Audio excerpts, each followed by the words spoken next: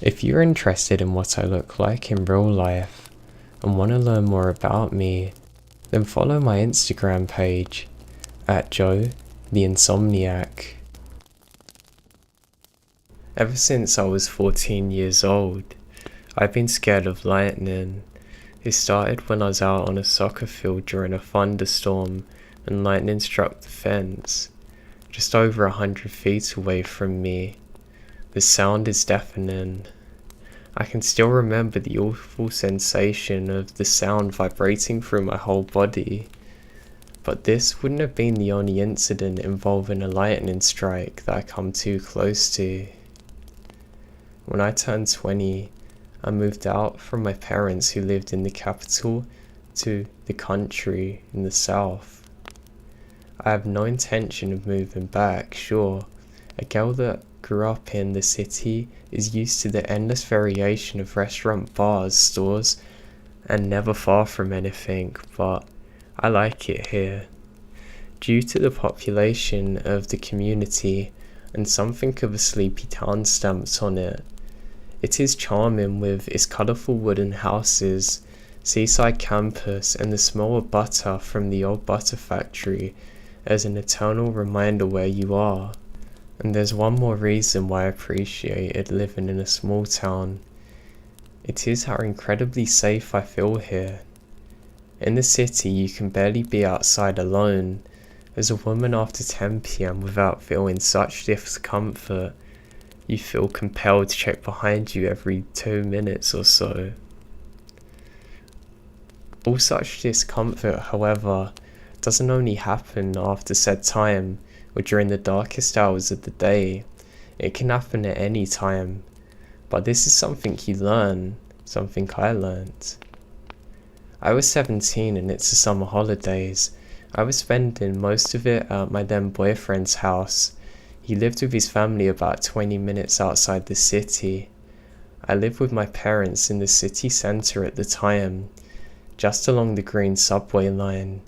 So, if I wanted to get back home, I would take the commuter train to the central station, walk across it and switch to the green subway line and ride a few minutes on the other way to get to the station.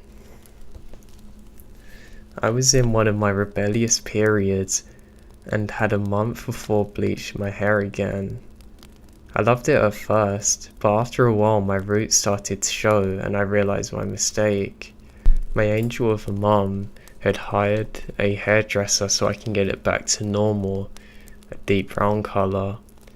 The day for my appointment and the hairdresser came, and I was as usual at my boyfriend's, but I needed something from my parents first. So I put on my headphones jumping on the train. I switched as usual to the green line and sat near one of the doors that I knew would line up perfectly where I got off. Now I like to crowd watch when I travel, not to stare at people or anything like that, but just to look at people that I think are going by, wondering where they're going and whatnot. It's kind of a game I often find myself doing. I played that game today. I look around at people, and when there was one station left until my stop, my eyes struck to a man who's sitting a few feet in front of me. He's tall, perhaps in his mid-30s. His hair was dark and scruffy, wearing dark clothes and big boots. He sat with his elbows leaning against his knees, crouching slightly towards the subway floor. Today I don't remember what my analysis or fictionary story was, but I saw him. The woman in the speaker shouts out my destination. I stand up and go to the doors, hopping out. When I got out the doors of the station, I saw that it started raining, so I pulled my big hood over my headphones and started quickly up the apartment, which was only a few hundred feet from the station. The apartment is an old building with a large wooden door facing the street. The door has a glass pane that runs alongside the entire door, and when you enter, the staircase is entirely encased with an old wooden elevator. With an iron latched door, you have to close manually. When I got to the door, I put my entry code in, pushing it up the door. When the door swung aside, something was reflected in the glass, so I turned around and saw the man from the subway behind me. At first I'm a little shocked that he was so close to me, but I assume he's one of my neighbours. I assumed that he stood so close because it rained and didn't want to get wet. So I said hello, pressed the door, and put on my headphones. He didn't answer. I went to the lift and pressed the button, but I heard it not start, so I assumed the neighbour had opened the lattice door to park the elevator at their floor while they locked the door. I turn around and see the man standing behind me shaking. It's not a typical kind of shaking, more like a twitching. He stood there jerking, with his head going back and forward. His eyes are not on the floor, they're on me. He opened his mouth to talk, but only incoherent sounds come out. He's shaking more frantically. "What's your name?" he at last said. I remember my parents' words of wisdom and never to talk to a stranger, especially one who I feel threatened by. I want to tell him to go, but I felt like I was froze and provoking him's only going to make it worse. I reply with a false name. He then says, "Do you live here?" I lied and answered that I don't, that I'm just here to see a friend. I remembered thinking I was smart. Now he didn't know my name or where I lived, I thought. But it was now he started moving closer to me and I started backing away. He must have seen the fear in my eyes, but he continued, scuffling towards me. I heard the elevator engine start clicking and it's on its way down. He told me he's been following me on the train, that he saw me there and that he just followed me. It was now that he lifted his head from his previous position, showing how tall he really was, and the shaking stopped. He said, "Now, you're the most beautiful thing I've seen." I thought if I was froze before, that was an understatement. I was now pressed against the elevator door. He's so close I can feel his scent. It's now around this time when I heard the elevator stop on the first floor and someone walked down the stairs to the courtyard door. The door is located on a small platform between the ground floor and the first floor. You also know you can recognize and distinguish your parents' steps from others. I did with these steps that come down the stairs, and I heard they're my dad's. I quickly thought I'd scream for him, but then I realized the man's gonna know that I lied, and that he might get angry and attack me or my dad. That was when my father opens the door to the courtyard and the lightning struck the yard. The sound waves of the crackling lightning pressed itself through the door, making the whole marble stairwell scream. I scream and he does. I went the usual position regarding thunder and lightning, fetal position on the floor. He on the other hand jumps backwards running, while he shouted that he'll be seeing me soon. I barely realised what had happened. I went crying up in the elevator in the apartment where I told everything to my mum and dad. We reported the incident to the police, and I went and dried my hair, which made me feel a little safer as my appearance changed drastically. I was still a little scared after the incident, but also confused. I just kept thinking about what he was saying when he ran out. We'll be seeing each other soon. I knew at least that I probably wasn't ever going to see him again. About a month passed and I'd practically forgotten about the situation. I was on my way to Central Station to meet up with my boyfriend who was on the commuter train on his way to me. I stood and waited for him in the hallway between the commuter trains and subway. In that particular hallway, a lot of people were walking, either to the trains or from the trains. Very few people are standing still. As I said, I stood there, looking down the hallway from time to time to try and see if my boyfriend's come yet, when I see someone else standing still. There was someone standing on the other side of the crowd, and although everyone goes in different directions and creates kind of a blurred effect on him, I see him. I just froze and he stares at me. Not like our first meeting, but as though he's making his mind up on something. Then my boyfriend comes and we quickly leave. I've never seen him since.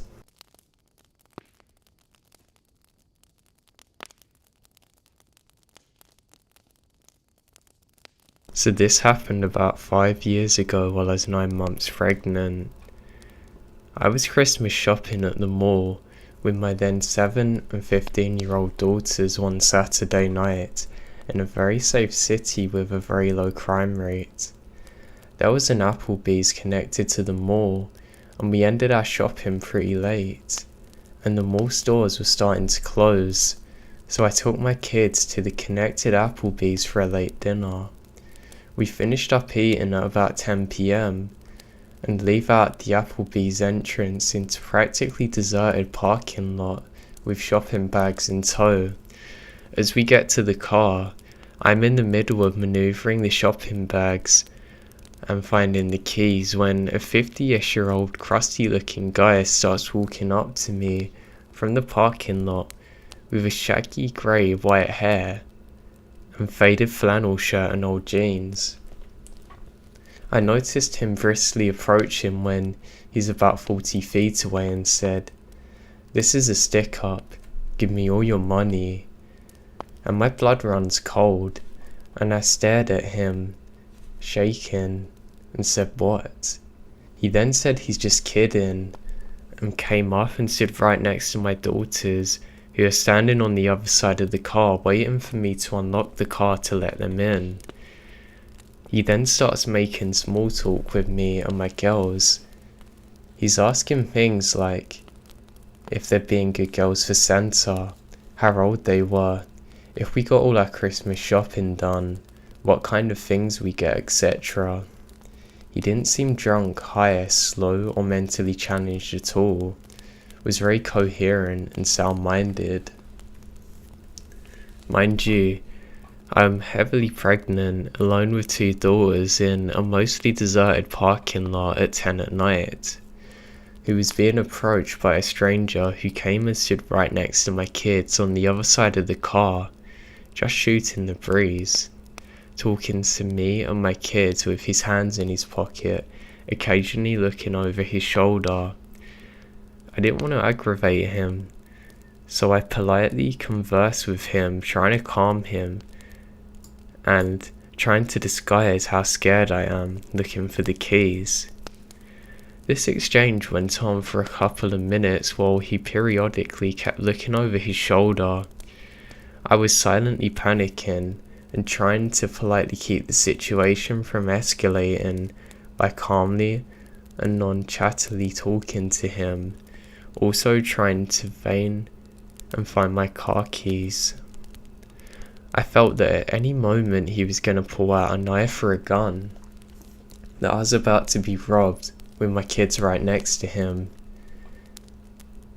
He kept trying to engage them in the conversation, and I could see my oldest daughter's weirded out by the situation.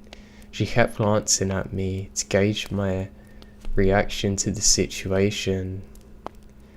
And being that he was only talking and acting friendly, I'm doing my best to stay calm. They're obviously entirely oblivious to the situation and what's going on. While desperately digging for my keys, I tried to politely give him hints that the conversation's over by saying things like, "It's nice chatting with you, but I gotta take these kids to bed, and it was nice meeting you," and telling my girls to say it was nice meeting him too. My polite attempts to get this guy to leave weren't working because he kept on sidestepping my attempts and asking what their favourite school subjects were and how nice these young ladies were, etc., while I'm struggling with the shopping bags and digging in my giant cluttered purse for keys.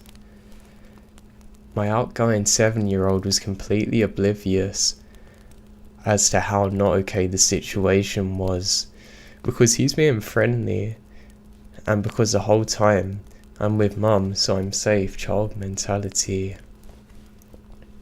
So he starts talking about what she picked out for daddy for Christmas, and started enthusiastically asking about kid stuff, asking if he knew about Minecraft, etc. Keeping this creep from leaving us alone, re-engaging him to the conversation. They didn't realise that I was becoming desperate to get out of there. I suddenly felt this sinking feeling of dread when I realised that I may have lost my keys in the mall, and that they were stuck outside with this strange man who kept looking over his shoulders, showing no signs of walking away. And I was thinking that he was waiting for the perfect moment to pounce. All he had to do was grab one of my girls and threaten their life, knowing there's nothing I could do. I started feeling my adrenaline spike, and my heart and stomach doing flip-flops, and I felt like at any moment that stuff's about to go down, and the gravity of realising no one to help really scared me. Then, all of a sudden, he's like, okay, see ya, walking off in the exact same line that he come from. It wasn't until then that I found my keys to unlock my car, telling my kids to get in fast, and I got in too, and locked the doors and started the car and drove out of there. My 15-year-old light-heartedly joked that, okay, that was weird, and laughed. I was overwhelmed with relief, and then I'm confused as to what just happened. I thought to myself, why the hell would a guy out of seemingly sound mind think it's acceptable to do this in a desolate parking lot at night just to chat? But being as nothing happened, I brushed it off and joked about it too. When we got home, my husband greeted us and asked us how shopping went. When I said it went well, and my 15-year-old told him what happened in the parking lot and how weird it was, I kinda joked about it. I started joking too, saying how I was mentally having a panic attack while trying to look calm, and I started making fun of myself by telling my husband how I was attempting to inconspicuously rummage through my purse for my car keys. My husband went completely white, and I acknowledged his horrified look of alarm, assuring him that it's okay now. Now my father is a retired sheriff deputy, and my husband went through police academy training after graduating high school. What my husband told me rattled me to the bone. My husband told me that he's 100% sure that the reason why the guy was hanging around with us and was chatting was because he was waiting for me to unlock my car. And the reason why he was standing next to our kids was once I unlocked the car and the kids got inside, he was likely going to force himself into the car with the kids, holding a knife or gun to them to gain leverage on me, forcing me to cooperate and abandon my kids or something, forcing me into the car to go with them and do whatever he wanted, which most likely would have been to drive to a desolate place and do God knows what. And being that he wasn't wearing a mask suggests that his intentions were also to leave no witnesses to identify him. I then remembered that he was positioned by the back seat, where my 7-year-old would be waiting to get in. My husband then told me that the most likely reason why the guy ended up leaving was because it took so long for me to find the keys, and it might have spooked him. And the whole time, I was so desperate to find my car keys that I wasn't aware of what he was doing and the potential of the abduction that could have took place.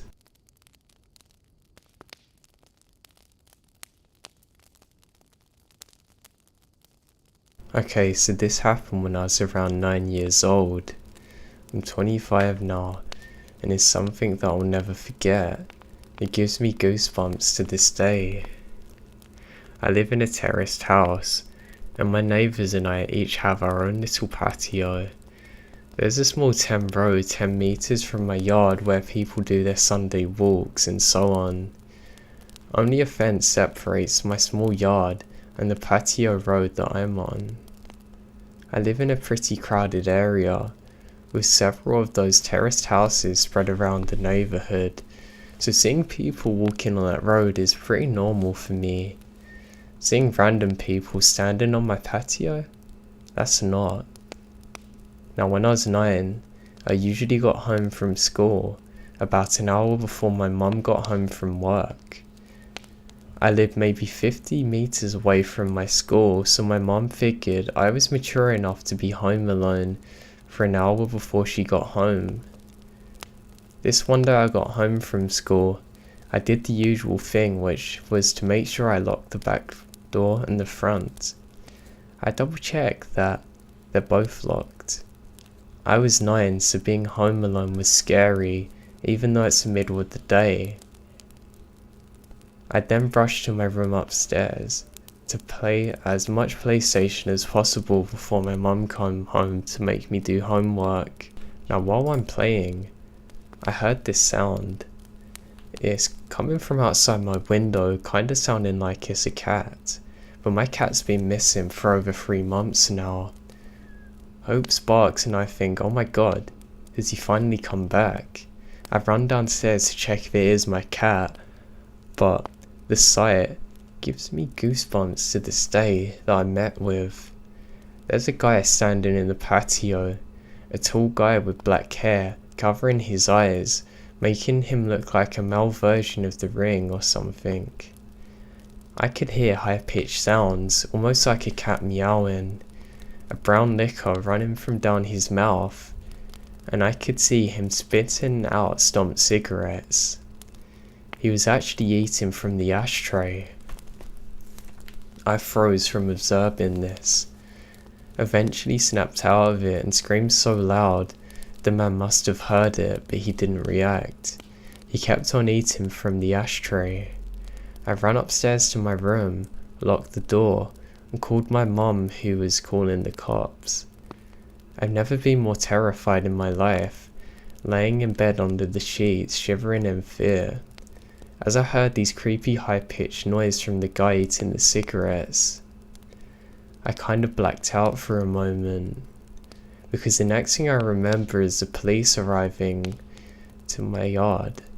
I heard them talking to the guy, saying stuff like, "What are you doing? Get over here now, we're gonna take you down." He didn't respond, but the high-pitched sound gets louder and more frequent. I decide to look through the window, feeling more safe now to see that the cops are there. I could see 2 police officers standing by the fence, 1 man and 1 woman. I did not see the creepy man, however, because he was standing directly 1 story under me and from my point of view. The police jumped the fence, and I remembered hearing the creepy guy screaming louder than anything I've ever heard before. He charged the female police officer with full force, knocking her out cold. The male officer immediately tased him, leaving him shaking on the ground, screaming still. The police officer struggled to keep him on the ground while putting him in handcuffs, but eventually made it. After a while, he managed to wake up the female police officer, who seems badly hurt.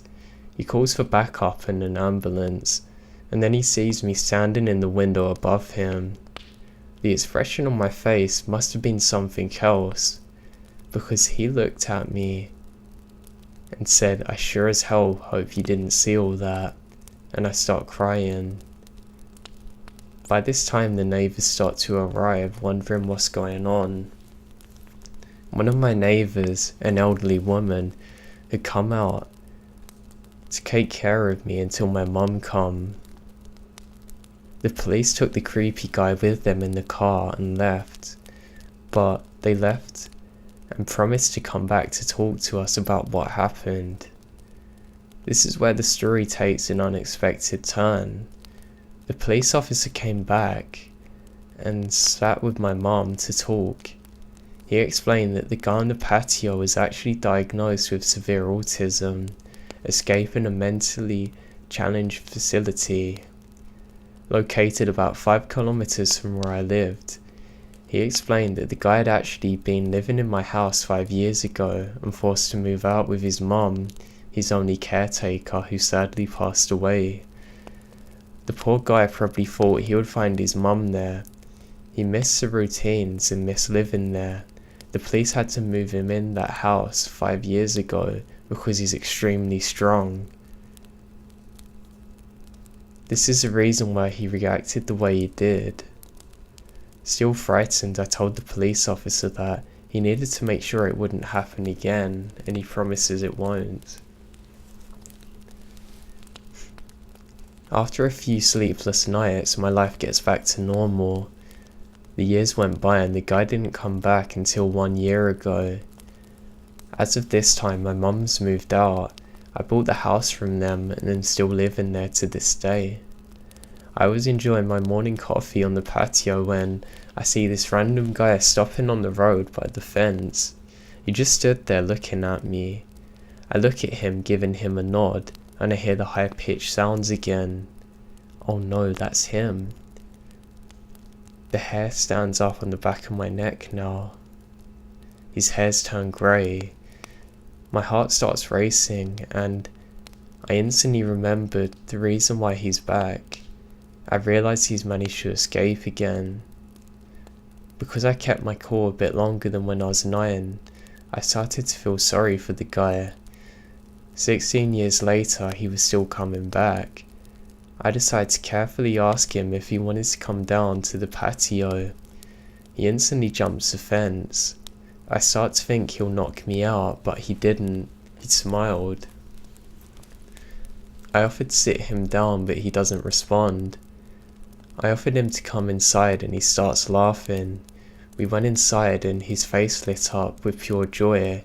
He's home. It reminded him of his life and what he had, almost making me tear up.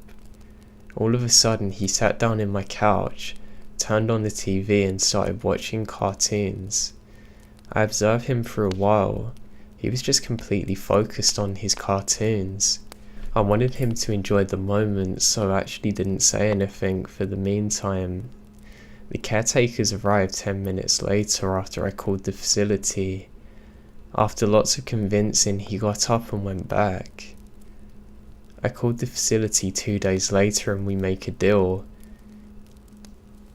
He's now my friend. Every Sunday, from that day on, he can return and watch cartoons with me. They say it's a highlight of his week. It makes my heart warm.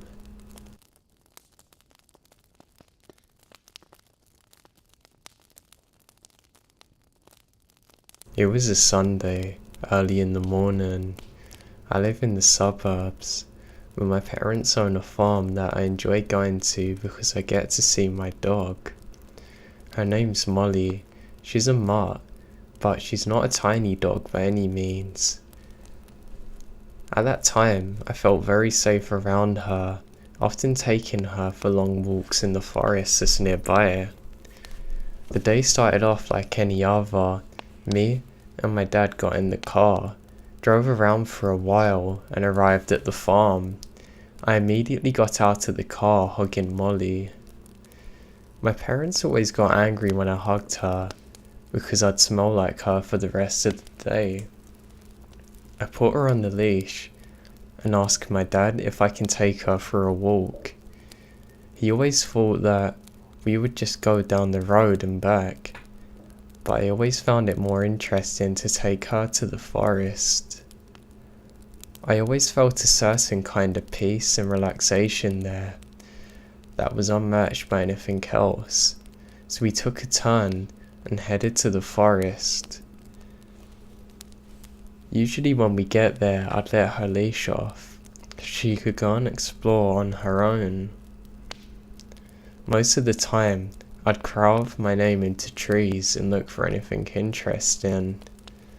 I was playing baseball with some rock and a wooden leg, presumably from an old table and then I heard it.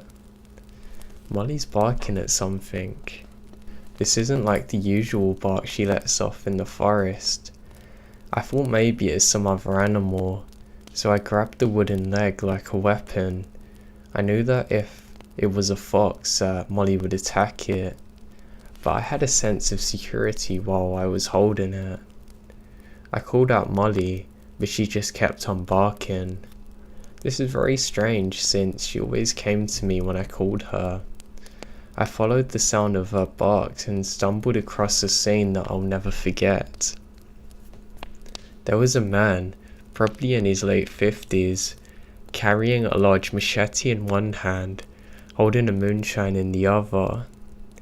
This is the first time I stumbled across someone else in the woods, let alone someone half naked carrying a machete. He was completely ignoring Molly and hacking away at the ground for some reason. I really don't know how to handle the situation. Even now I have no idea how to handle it. I say, "Sir, are you okay?" asking in confusion. I don't think I understood the seriousness of the situation at the time. He turned around, revealing his face. He had some of the clearest blue eyes I've seen to this day. I can see them so well because they're wide open. "Come here, boy. Look what I've dug up," he said to me. I was afraid that if I didn't listen to him, he would chase me, and that was something I would avoid at all costs. I got closer but kept a good distance. I didn't see anything except for an empty hole. He returns to hitting the ground with the machete, occasionally taking sips from his bottle. I now use this window of time to get my dog and start walking away slowly, as to not notify him that I'm leaving. But then I took one final glance at him. His head was dug deep in the hole now. I was so intrigued, so I kept looking. He finally got up from the ground. I was shocked when I saw him carrying a bone in his mouth. I have no idea what animal it belonged to, if it even belonged to one. I'd seen enough and started sprinting with my dog. As we ran, I hear laughter.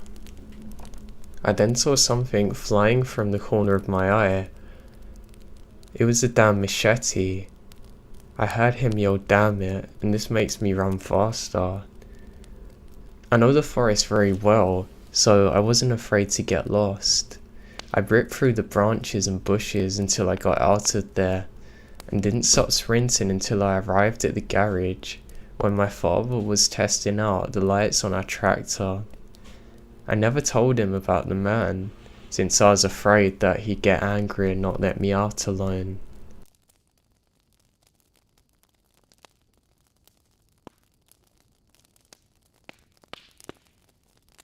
When I was younger, my parents and I lived in a house that had a very large attic. We never went in there though, it just sat empty. We had a big house so we could use the other areas for storage, so going up there was pointless, plus it needed renovating. My mum had heard some stories from the old owners about hearing strange noises from up there at night, that they sure were mice, but they said they had dealt with the situation. Now, as I was young, I was pretty playful. I didn't have any siblings, so I'd often have to make my own fun. I loved to do drawing when I was younger. I did all kinds of different drawings, especially when my mum and dad were busy working. There'd always be at least one of them at home, but they seemed to be doing stuff while I was in. I used to like drawing forests and other things. I can't really remember exactly what, just that I liked drawing with my crayons. There was one day that I was doing Z drawings when I hear a strange knocking sound. I think it's my mum outside, so I put down my crayons, then get up to investigate. As I get up, I realise that it's not actually coming from outside. Young and curious, I step outside my door. The knocking then ceases instantly. I don't bother calling to my mom. I want to figure out what it is. I soon realise it's coming from in the attic, and that the door's open. I know it shouldn't be open. I've never seen it open before. So I decide to go and investigate. I push the ladder close to it. The knocking starts again. I'm too young to be scared, so I go up the ladder and reach in to close it. As I do, I feel a hand hold onto mine. I scream and run. This alerts my mum, who instantly runs and says what's wrong. I tell her I thought you were in the attic, and she says no one's in there. She quickly goes to investigate and calls my dad, but the place is completely empty. Now it is only as I got older that my mum told me that the previous owners had experienced some paranormal activity coming from the attic, and it scared my mum so much that the day after we moved in with a family friend and sold the house.